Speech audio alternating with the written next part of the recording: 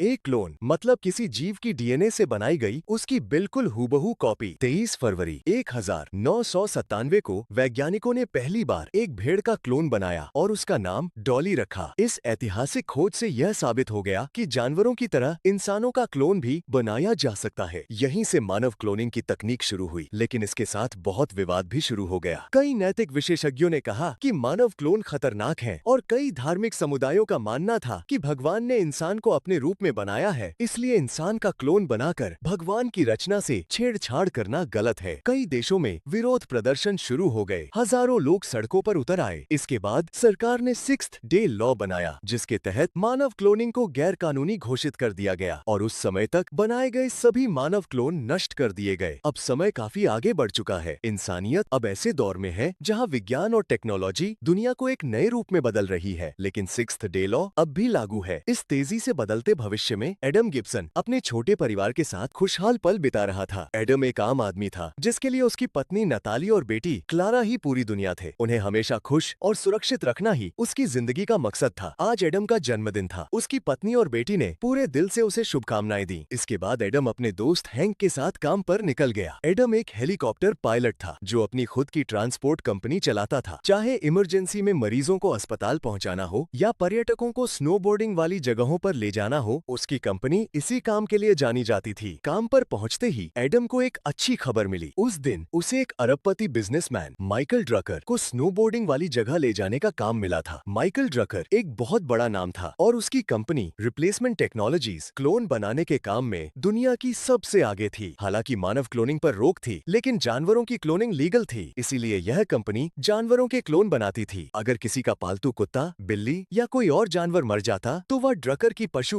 Cloning company rapid में जाकर अपने पालतू का क्लोन बनवा सकता था। ड्रकर जैसे मशहूर इंसान को सेवा देने से एडम की कंपनी को भी नाम मिलता, इसलिए एडम बहुत खुश था। उड़ान से पहले ड्रकर ने अपने 2 एजेंट भेजे, जिन्होंने एक एडवांस्ड मशीन से एडम और उसके साथी हैंक के खून के सैंपल लिए। एजेंटों ने बताया कि ये टेस्ट इस बात की जांच के लिए है कि एडम और हैंक ने कोई नशीली चीज तो नहीं ली है। जैसे ही टेस्ट पास हो गया, ड्रकर स्नोबोर्डिंग साइट के लिए निकलने को तैयार था। इसी दौरान एडम को उसकी पत्नी नताली का फोन आया। उसने उसे बताया कि उनका कुत्ता अचानक बहुत बीमार हो गया है और शायद जल्दी ही मर जाएगा। वह कुत्ता उनकी बेटी क्लारा के साथ बचपन से था। उसकी मौत से क्लारा बहुत टूट जाएगी, इसलिए नताली चाहती थी कि एडम रैपिड जाए और कुत्ते का क्लोन बनवाए, लेकिन एडम इसके लिए तैयार नहीं था क्योंकि वह खुद भी क्लोनिंग के खिलाफ था। उसने समझाने की कोशिश की कि जिंदगी और मौत जीवन का हिस्सा है और उन्हें अपनी बेटी को यह बात समझानी चाहिए, न कि सिर्फ उसे खुश रखने के लिए कुत्ते का क्लोन बनवा लेना चाहिए। लेकिन पत्नी की जिद के सामने उसकी एक न चली। तभी हैंक ने एडम से कहा, तुम रैपिड चले जाओ, मैं ड्रकर को अकेले स्नोबोर्डिंग साइट तक ले जा सकता हूँ। वैसे भी आज तुम्हारा जन्मदिन है, घर जाओ और अपने परिवार के साथ वक्त बिताओ। लेकिन उनके असिस्टेंट ने बताया कि सुरक्षा कारणों से ड्रकर ने खास तौर पर एडम के साथ आने को कहा है, क्योंकि वही ज्यादा अनुभवी पायलट था। इस पर हैंक ने कहा, ड्रकर को कैसे पता चलेगा कि हैंक कौन है और एडम कौन? ये कहकर हैंक अकेले हेलीकॉप्टर की तरफ गया। ड्रकर से खुद को एडम बताकर मिला और उसे स्नोबोर्डिंग साइट की तरफ उड़ाकर ले गया। एडम ने मन ही मन हैंक का शुक्रिया अदा किया और रैपिड की तरफ चल पड़ा। लेकिन कुछ देर बाद जब हैंक ड्रकर को साइट पर लेकर उतरा, तभी एक अजनबी आदमी अचानक वहां आया और उसने ड्रकर को गोली मार दी। इसी बीच शहर के दूसरे हिस्से में एक टैक्सी मॉल के बाहर आकर रुकी। अंदर एडम गहरी नींद में था। ड्राइवर ने जब उसे जगाया तो वह घबराकर चौंक गया और समझ नहीं पाया कि वह कहाँ है। फिर उसे याद आया कि वह अपने कुत्ते का क्लोन बनवाने रैपिड की दुकान पर आया था। वह अपनी बेटी की खुशी के लिए आया था, लेकिन उसका दिल अब भी इसके लिए राजी नहीं था। तभी एडम ने पास की एक दुकान में एक डॉल देखी, ऐसी डॉल जो बिल्कुल इंसान जैसी दिखती थी और इंसान की तरह बोल भी सकती थी। एडम की बेटी क्लारा हमेशा ऐसी ही डॉल चाहती थी। एडम ने सोचा कि कुत्ते को क्लोन कराने के बजाय ये डॉल क्लारा को देना बेहतर होगा। उसे पूरा भरोसा था कि नया दोस्त मिलने से वह कुत्ते को भूल जाएगी। एडम टैक्सी लेकर घर की तरफ निकल पड़ा। उसे लगा कि नताली ने उसके लिए सरप्राइज पार्टी रखी होगी। मन ही मन खुश होते हुए वह घर पहुंचा, लेकिन तभी उसे एक ऐसी आवाज सुनाई दी जिससे उसका खून ठंडा हो गया। अंदर किसी का जन्मदिन मनाया जा रहा था, लेकिन एडम तो अभी पहुंचा था। फिर ये जश्न किसका था? उसने खिड़की से झांका और उसके पैरों तले जमीन खिसक गई। अंदर बिल्कुल उसके जैसा दिखने वाला एक आदमी जन्मदिन का केक काट रहा था। एडम वहीं ठिठक गया। फिर उसे समझ आ गया, यह उसका क्लोन था। किसी ने उसके पीछे उसका क्लोन बनाया था और घर भेज दिया था। उसकी पत्नी और बेटी ने उसे असली एडम समझ लिया था। एडम सच बताने के लिए दरवाजा खोलकर अंदर जाने ही वाला था कि तभी पीछे से 2 लोग आए। उन्होंने उसे बिजली के झटके से बेहोश कर दिया। और घसीटते हुए ले जाने लगे, लेकिन एडम सिर्फ बेहोश होने का नाटक कर रहा था। उसने पलटकर उन पर हमला किया और किसी तरह बच निकला। इसके बाद 2 और एजेंट अपनी गाड़ी से बाहर आए और एडम पर गोली चलाने लगे। एडम ने गैराज से अपनी कार निकाली, कंपाउंड की दीवार तोड़ी और तेजी से भाग निकला। तभी एक महिला एजेंट उसकी कार में कूद पड़ी और उस पर बंदूक तान दी, लेकिन एडम ने चतुराई से उसकी बंदूक छीन ली। उसने बंदूक उसी पर तानकर पूछा कि वे कौन है और उसके पीछे क्यों पड़े हैं। उसने बताया कि किसी ने एडम को खत्म करने के लिए उन्हें काम पर रखा है। उसने यह भी कहा कि अगर किसी ने एडम और उसके क्लोन को साथ देख लिया तो उसे भी मार दिया जाएगा, चाहे वह उसकी अपनी पत्नी और बच्चा ही क्यों न हो। तब तक पीछा कर रहे बाकी एजेंट भी करीब आ चुके थे। उनमें से एक ने बंदूक निकाली और खिड़की के आर पार गोली चलाई, लेकिन गोली उसकी ही साथी को लग गई और उसका काम तमाम हो गया। एडम ने उसे कार से बाहर धकेल दिया और आगे बढ़ गया, लेकिन तभी वही एजेंट अपनी कार की खिड़की से बाहर आया, इस बार एडम के टायर फोड़ने के लिए तैयार। एडम ने अचानक ब्रेक मार दिए, जिससे उस एजेंट की कार उसकी कार से जा टकराई। झटके में वह एजेंट आगे की तरफ उछल गया, जहां पहले उसे एडम की कार ने कुचला और फिर उसकी अपनी टीम की गाड़ी ने। एडम समहाउ उनसे बचकर निकल गया और वहां से फरार हो गया। इसी बीच दूसरी तरफ ड्रकर की कंपनी में एक पार्टी हो रही थी, लेकिन बाहर प्रदर्शनकारी जमा हो चुके थे। इंसानों का क्लोन बनाना गैरकानूनी था, इसलिए कंपनी अब मानव अंगों का क्लोन बना रही थी। यह समारोह उसी को लेकर था, लेकिन प्रदर्शनकारियों ने आरोप लगाया कि कंपनी मानव अंगों की क्लोनिंग को ढाल बनाकर चुपचाप पूरे इंसानी क्लोन बनाना शुरू कर चुकी है। ड्रकर के चीफ साइंटिस्ट डॉ. वीर जनता के सवालों में उलझते जा रहे थे। तभी ड्रकर वहां पहुंचा, लेकिन यह अजीब था। ड्रकर तो उस दिन दोपहर में स्नोबोर्डिंग साइट पर मारा जा चुका था, फिर वह जिंदा कैसे था? असल में वह ड्रकर नहीं था, बल्कि उसका क्लोन था। ड्रकर ने अपनी फैक्ट्री के अंदर एक गुप्त लैब बना रखी थी, जहां वह गैरकानूनी तरीके से इंसानी क्लोन तैयार करता था। उसके ग्राहक बेहद अमीर अभिनेता, खिलाड़ी और राजनेता थे, जो बहुत पहले मर चुके थे, लेकिन ड्रकर की वजह से आज भी अपने क्लोनों के रूप में जिंदा थे। ड्रकर का सिर्फ एक ही मकसद था, सिक्स्थ डे लॉ को किसी भी तरह दुनिया से खत्म कर देना, ताकि वह क्लोनिंग तकनीक से बेहिसाब दौलत कमा सके। इसी बीच एडम किसी तरह अपनी जान बचाकर पुलिस स्टेशन पहुंच गया। उसने पुलिस को समझाने की कोशिश की कि किसी ने उसके घर क्लोन भेज दिया है और लोग उसे मारने की कोशिश कर रहे हैं, लेकिन अफसर ने सोचना शुरू कर दिया कि एडम शायद दिमागी तौर पर ठीक नहीं है, क्योंकि उसके आने से पहले वही क्लोन पुलिस स्टेशन आ चुका था और एक चोरी हुई कार की रिपोर्ट दर्ज कराने की बात कर चुका था। अफसर ने यह मान लिया कि क्लोन और एडम दोनों एक ही व्यक्ति हैं। उसे लगा कि एडम का मानसिक संतुलन बिगड़ गया है, इसलिए वह बार बार बेकार की रिपोर्ट दर्ज कराने आ रहा है। उसने एडम को झूठी तसल्ली दी कि वह उसकी मदद करेगा और फिर उसे एक कमरे में बंद कर दिया। दूसरी तरफ एडम की जान के पीछे पड़े एजेंट मार्शल और विंसेंट, जो दोनों ड्रकर के लिए काम करते थे, अपनी 2 मरे हुए साथियों की लाशें लेकर ड्रकर की गुप्त लैब में पहुंचे। उन्होंने दोनों शव डॉ. वीर को सौंप दिए और उसने उनके क्लोन बनाना शुरू कर दिया। इस प्रक्रिया में जिस व्यक्ति का क्लोन बनाना होता था, उसके पूरे दिमाग की यादें और डीएनए एक डिस्क में स्कैन करके स्टोर किए जाते थे, जिसे सिंकोडिंग कहा जाता था। फिर उस सिंकोडिंग को एक खाली क्लोन बॉडी में ट्रांसफर किया जाता था, जो असली व्यक्ति जैसा रूप लेने लगती थी, और कुछ ही मिनटों में उसका नया क्लोन तैयार हो जाता था। कौन सी यादें क्लोन के दिमाग में रहेंगी, यह भी डॉ. वीर के ही नियंत्रण में था। डॉ.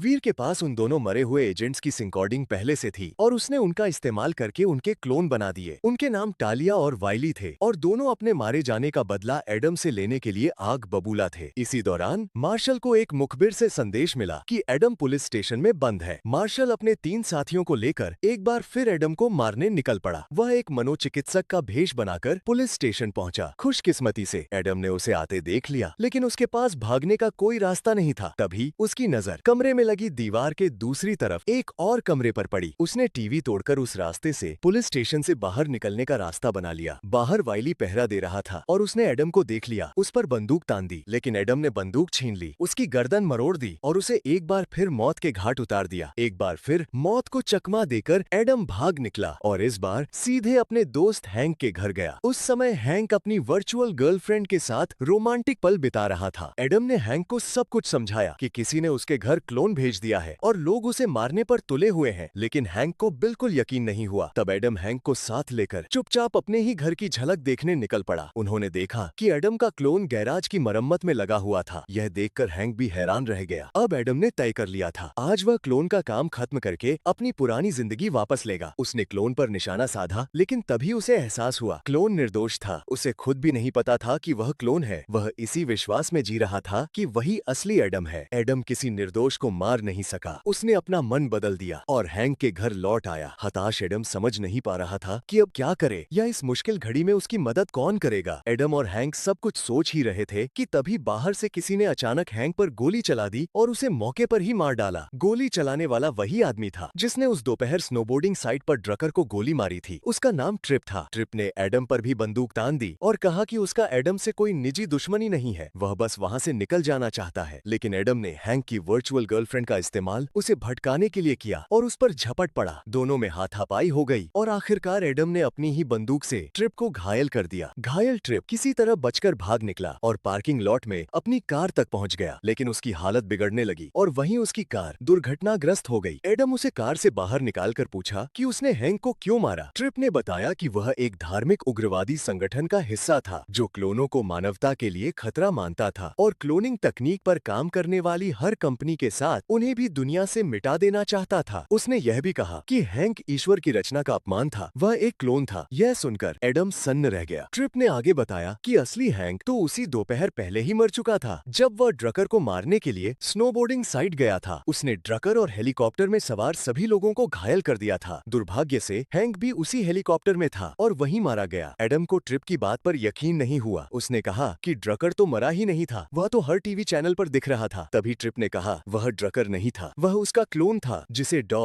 वीर ने बनाया था और वह भी डॉ वीर जिसने हैंक और एडम के क्लोन बनाए थे। इसी बीच मार्शल और टालिया अचानक एडम का पीछा करते हुए वहां पहुंच गए। उन्हें देखते ही ट्रिप घबरा गया क्योंकि उसे पता था कि अगर वह पकड़ा गया तो वे उसका दिमाग स्कैन करके उसके पूरे ग्रुप तक पहुंच जाएंगे। ट्रिप ने एडम की बंदूक छीन ली और खुद को गोली मार ली। तुरंत ही मार्शल और टालिया ने एडम पर हमला कर दिया, लेकिन एडम किसी तरह उनसे बचकर एक बार फिर भाग निकला। दूसरी तरफ डॉ वीर अपने लैब में निराश बैठा था। उसकी पत्नी भी एक गंभीर बीमारी से जल्द मरने वाली थी, जबकि वीर की असली पत्नी तो कई साल पहले ही मर चुकी थी। लेकिन वीर उससे गहरा प्यार करता था, इसलिए इतने समय से वह अपनी पत्नी को क्लोन के रूप में जिंदा रखे हुए था। फिर भी हर बार जब वह अपनी पत्नी का क्लोन बनाता, कुछ ही वर्षों में वह किसी न किसी गंभीर बीमारी से मर जाती। उसी वक्त वीर लैब में अपनी पत्नी के क्लोन की डीएनए रिपोर्ट देख रहा था। तभी उसे पता चला कि उसकी पत्नी के डीएनए में सिस्टिक फाइब्रोसिस नाम की आनुवंशिक बीमारी है। वीर चौंक गया क्योंकि सिस्टिक फाइब्रोसिस बच्चों में होने वाली बीमारी है जो कम उम्र में मौत का कारण बन सकती है। इस बीमारी को अपनी बुजुर्ग पत्नी में पाकर वीर हैरान रह गया। उसने बाकी क्लोनों के डीएनए की भी जांच की। उसे पता चला कि अब तक बने सभी क्लोनों के डीएनए में किसी तरह की आनुवंशिक बीमारी थी, जिसकी वजह से हर क्लोन की उम्र सिर्फ 1 से 5 साल तक ही सीमित थी। वीर समझ नहीं पा रहा था कि ऐसा कैसे हो सकता है। इसी दौरान एडम चुपचाप उस सुविधा के भीतर घुस चुका था। उसने एक सुरक्षा गार्ड को बंदूक की नोक पर पकड़ा और उसी के जरिए डॉ वीर की गुप्त लैब तक पहुंच गया। एडम ने उस गार्ड को बेहोश कर दिया और अब वीर को बंदूक दिखाकर पूछा, डॉक्टर आपने ये सब क्यों किया? मेरा क्लोन क्यों बनाया जबकि मेरा आप लोगों से कोई लेना देना ही नहीं था? यह सुनकर वीर ने शांत स्वर में उसे पूरी कहानी शुरू से बतानी शुरू की। यह सब तब शुरू हुआ जब ड्रकर स्नोबोर्डिंग साइट के लिए निकलने वाला था। निकलने से पहले उसके एजेंट एडम और हैंक का अल्कोहल टेस्ट लेने आए थे। उस समय उन्होंने जिस मशीन का इस्तेमाल किया था वह असल में एक स्कैनर थी जिसमें एडम और हैंक की यादों और डीएनए का डेटा कॉपी हो गया था। यह सुरक्षा कारणों से किया गया था। हालांकि ड्रकर को यह नहीं पता था कि उसे इतनी जल्दी उस डेटा की जरूरत पड़ जाएगी। स्नोबोर्डिंग साइट पर ट्रिप ने ड्रकर और हेलीकॉप्टर में सवार सभी लोगों को मार डाला। इस घटना के दौरान ड्रकर लगातार अपनी असिस्टेंट के संपर्क में था। जब असिस्टेंट को पता चला कि ड्रकर मारा जा चुका है तो उसने डॉ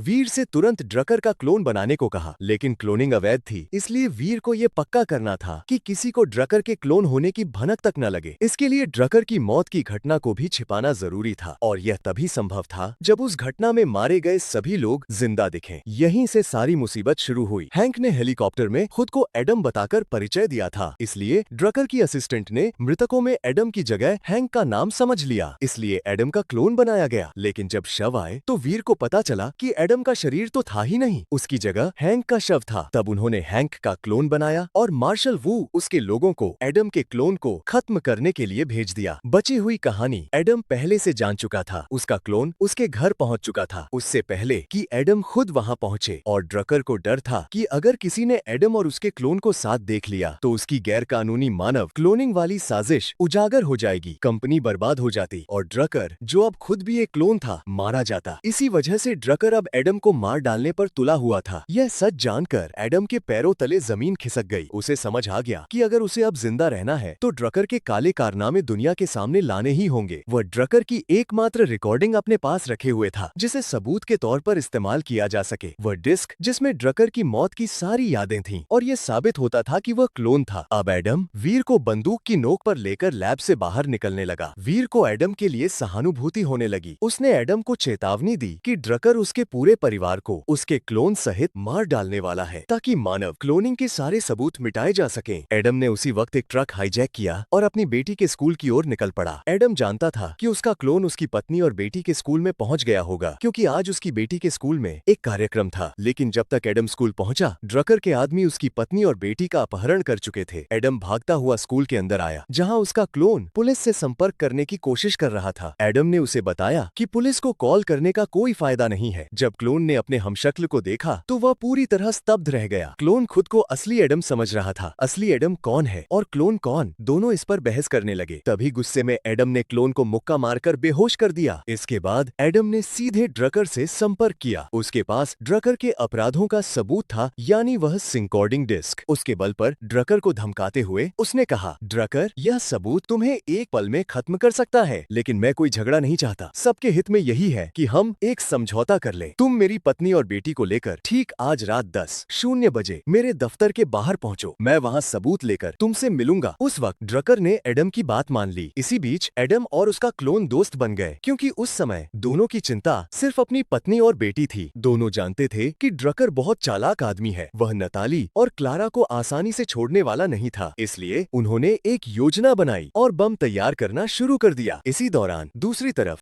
वीर गुस्से में ड्रकर के पास पहुंचा। असल में वीर की पत्नी अब मर चुकी थी। वीर को पता चल गया था कि उसकी पत्नी और अब तक बनाए गए सभी क्लोनों में जो गंभीर बीमारी थी वह कोई तकनीकी गलती नहीं थी, बल्कि यह ड्रकर की सोची समझी साजिश थी। असल में ड्रकर जानता था कि क्लोन भी इंसान ही है। कोई गारंटी नहीं थी कि वे कभी अपने निर्माता के खिलाफ बगावत नहीं करेंगे। इसलिए ड्रकर ने क्लोनों के डीएनए में बीमारियां डाल दी थीं ताकि उनकी जिंदगी सिर्फ 1 से 5 साल की रह जाए, ताकि अगर वे बगावत करें या कंपनी के खिलाफ जाएं तो कंपनी उन्हें दोबारा क्लोन न करे और उन्हें बस मरने दे। इस तरह क्लोन ड्रकर की कंपनी के नियंत्रण में रहते और उसके प्रति वफादार बने रहते। वीर समझ गया कि ड्रकर अब खुद को भगवान समझने लगा था। उसने नौकरी छोड़ने का फैसला किया, लेकिन ड्रकर ने उसकी बात नहीं मानी। उसने वहीं वीर को मार डाला। ड्रकर के पास पहले से वीर का सिंकॉर्डिंग डेटा था, जिसकी मदद से वह वीर और उसकी पत्नी दोनों के क्लोन बनाने वाला था। फिर वह वीर की असली यादें मिटाकर उसे अपने आदेश पर काम करवाने की योजना बना रहा था। इसी बीच दूसरी तरफ ड्रकर के एजेंट मार्शल और टालिया एडम के दफ्तर के बाहर पहुंच गए। तभी एडम का हेलीकॉप्टर वहां आ गया। अचानक मार्शल और टालिया ने हमला शुरू कर दिया। उन्होंने हवा में ही हेलीकॉप्टर को उड़ा दिया, लेकिन जब वे मलबे के पास पहुंचे तो उन्हें एडम का शव वहां नहीं मिला। असल में ये एडम की चाल थी। उसे पता था कि ड्रकर ठीक यही करेगा, इसलिए वह हेलीकॉप्टर को रिमोट से चला रहा था और खुद दूसरे हेलीकॉप्टर के जरिए ड्रकर की सुविधा में पहुंच गया था। एडम ड्रकर की गुप्त क्लोन फैक्ट्री की तरफ बढ़ा और जाते जाते सीसीटीवी कैमरे तोड़ता गया, लेकिन बहुत जल्द ड्रकर की सुरक्षा टीम उसके पीछे लग गई और दुर्भाग्य से एडम पकड़ लिया गया। एजेंट उसे ड्रकर के पास ले गए। ड्रकर ने कुछ नरमी दिखाते हुए एडम से कहा, एडम, अब लड़ाई का कोई फायदा नहीं, मुझे मेरा सिंकॉर्डिंग डिस्क दे दो, मैं तुम्हारा परिवार छोड़ दूंगा। I can. ड्रकर ने स्क्रीन पर एडम को दिखाया कि उसकी पत्नी और बेटी अभी भी सुरक्षित हैं, लेकिन एडम जानता था कि ड्रकर बहुत चालाक है। डिस्क लेने के बाद भी वह उन्हें खत्म कर देगा। उसने कहा, ड्रकर, तुम पर भरोसा नहीं किया जा सकता। तुम्हारा सिंकॉर्डिंग डिस्क मेरे क्लोन के पास है, इसलिए पहले मेरी पत्नी और बेटी को छोड़ो। अगर तुमने हमें जरा भी नुकसान पहुंचाया तो मेरा क्लोन वो डिस्क सीधे पुलिस को दे देगा और तुम एक पल में खत्म हो जाओगे। लेकिन यह सब सुनकर ड्रकर मुस्कुराने लगा। उसने कहा, एडम, मुझे तुम पर दया आती है। क्या